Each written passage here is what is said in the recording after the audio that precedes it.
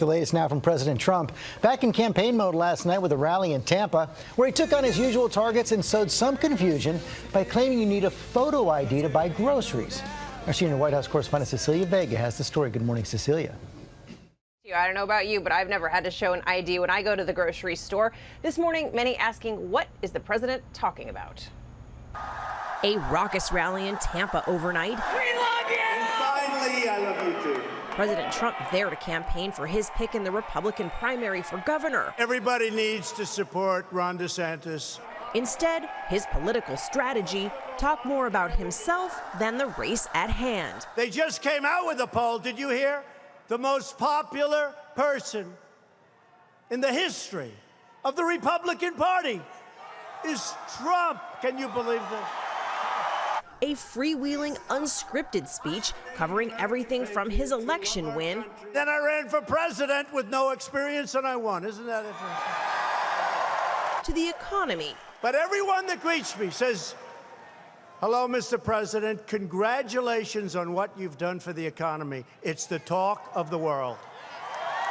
But this morning, it is this comment about requiring voters to have identification that is raising eyebrows. The time has come for voter ID, like everything else. Voter ID. You know, if you go out and you want to buy groceries, you need a picture on a card. You need ID.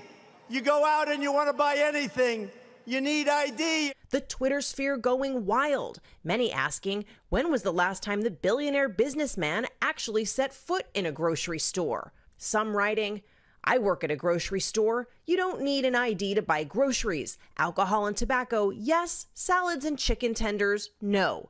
And carded for Doritos, story of my life. All right, one more of my favorites on Twitter just because, quote, I'm looking to pick up some cereal. Do you think they'll accept a copy of my birth certificate and passport? So the White House was asked to clarify this ID thing. We are still waiting for that clarification. Perhaps it will come in today's briefing, George, if in fact there is one. In the month of July, there were only 3 briefings for a total of 57 whole minutes. Maybe just a correction. I'm not sure that could be clarified. But meantime, Cecilia, White House Chief of Staff John Kelly just passed his 1-year mark. We'd thought that might have been his exit. Now some word that's not the case. Yeah, a lot of reports that he was not happy here, miserable, in fact, that he'd clashed with the president, so much so that the president had floated names of possible successors to friends. The White House now says John Kelly is staying until 2020. But as we all know, George, things around here tend to be on a day-by-day basis. If he stayed that long, it would be one of the longest-serving chiefs of staff ever. Okay, Cecilia, thanks very much. Hi, everyone. George Stephanopoulos here. Thanks for checking out the ABC News YouTube channel. If you'd like to get more videos, show highlights, and watch live event coverage, click on the right over here to subscribe to our channel. And don't forget to download the ABC News app for breaking news alerts. Thanks for watching.